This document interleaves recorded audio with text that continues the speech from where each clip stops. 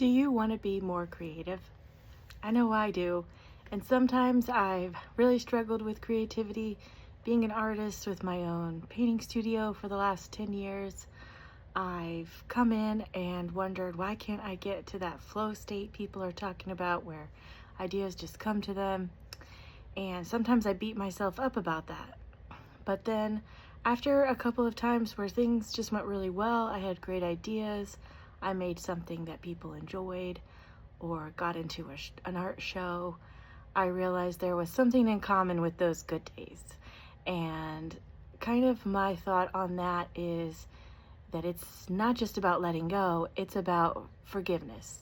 So for example, if I'm sitting at my desk or my easel working, I have to forgive myself for not being creative enough.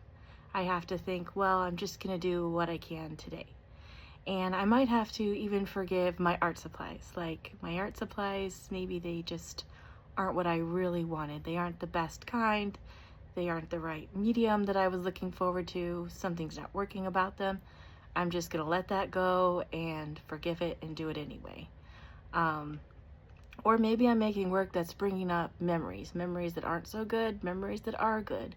You know, I miss a loved one. I miss my grandma.